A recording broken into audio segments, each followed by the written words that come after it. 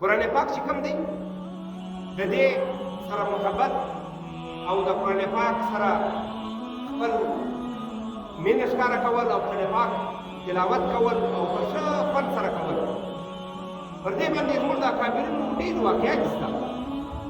او قرآن پاک چې کوم دی مولانا محمد قاسم نانوتوي رحمه الله باره کې راځي چې حج تبلیغ سفر یې کوئ، په کښتۍ کې روان شعبان میاشت وه، د سفر طویل و، د روزې میاشت راغله، یو حافظ موجود نه و. اوله ورځ په سورتو په تراوو سره په هغه سره تراویح وشولې، د پوښتنه وکړل بهي څوک حافظ څه ورنسته، دویم وارې دعا وکړې یا الله پاکه د قرآن د تراوو توفیق راکړي. سهار به لګیا سو، دا سپاره مې یادوله، ماښام به په تراوو کښې په اوښ دې د قرآن یاد په اوښ دې سناو. د هغه سره مولانا محمد قاسم نانوتوي رحمه الله دا زموږ د دارالعلوم دیوبند باني دی، مشر دی، دا د قرآن عاشق.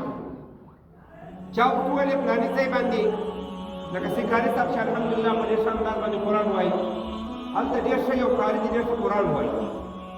دی ورغلی په هغه پسې د ماښام لمونځ یې وکړ، قرآن یې ډېر خوند ورکړ. بیا راغلی د سهار په لمانځه کې بیا بېچین و چې قرآن واورم. د سهار په لمانځه کې بیا ورغلی، مریدانو شاګردانو ورته وویلې حضرت دا سړی چې قرآن وایي دا د عقیدې په لحاظ باندې بریالی دی، کمزوری دی، عقیده یې ورسره برابر نه ده، فتوا د دارالعلوم ستا شایع کړې ده، نو په د بریالي پسې ته ځې لمونځ کوې. زه ولې هغه قاري قرآن ډېر ښه قرآن وایي.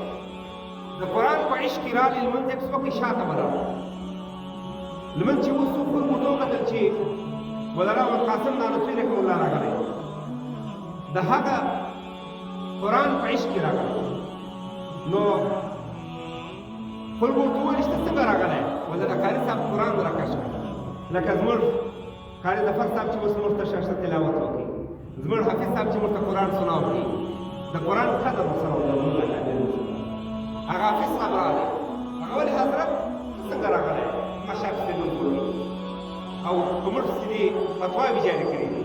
ده ورته ویلې بېشکه ته د زما په باره کې بدګمانه یې، فتواوې وغیره به دې مخته یې، لیکن زه ستا د قرآن په عشق کې راغلی چې ته شته قرآن وایي، په دا وجه د عشق قرآن په وجه باندې زه دلته راغلی.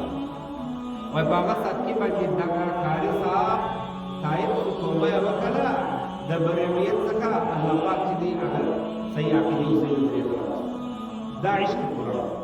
داسې چا پوښتنه وکړه چې بهي ولې راغلې؟ ولې زموږ